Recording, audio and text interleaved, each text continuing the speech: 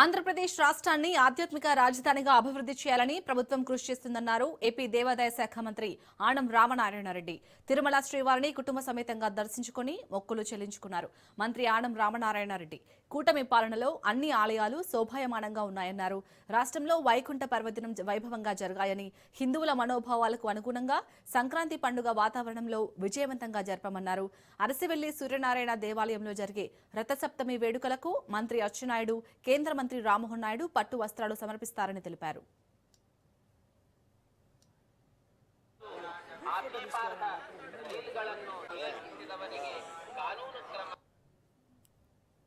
రాజధానిలో రేపు ఉదయంకంతా రాష్ట్ర ముఖ్యమంత్రి గారు తన యొక్క విదేశీ పర్యటన ముగించుకొని ఆంధ్రప్రదేశ్ రాష్ట్ర అభివృద్ధికి, సంక్షేమం కోసం పెద్ద ఎత్తున పారిశ్రామిక దిగ్గజాలతో ఆయన సమావేశమై రావడం జరుగుతుంది.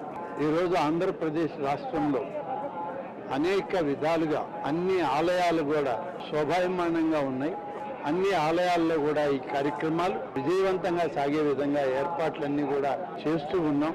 మీరందరూ గమనించారు, వైకుంఠ ఏకాదశి పర్వదినం ఎంత వైభవంగా మన రాష్ట్రంలో జరిగిందో, అదేవిధంగా సంక్రాంతి పండుగ వాతావరణం కూడా మన హిందూ ధర్మ ఆచారాల ప్రకారం సంక్రాంతి పండుగను కూడా చాలా విజయవంతంగా హిందువుల యొక్క మనోభావాలకి దగ్గరగా ఉండే విధంగా అన్ని ఏర్పాట్లు చేసి పండుగ వాతావరణాన్ని కూడా తీసుకురావడం జరిగింది. ఇవాళ రాష్ట్రంలో, దేశంలో ఉన్నటువంటి అనేక మంది తెలుగు వాళ్ళకి ఆంధ్రప్రదేశ్ రాష్ట్రం ఒక ఆధ్యాత్మిక రాష్ట్రంగా, ఒక స్పిరిచువల్ సెంటర్గా అభివృద్ధి చెందాలన్న లక్ష్యంతో మన ముఖ్యమంత్రి శ్రీ చంద్రబాబు నాయుడు గారు కానీ, అలాగే రాష్ట్ర ప్రభుత్వం కానీ నిరంతరం కృషి చేస్తుంది. దానికి తగ్గట్టుగానే అన్ని ఏర్పాట్లు చేస్తుంది.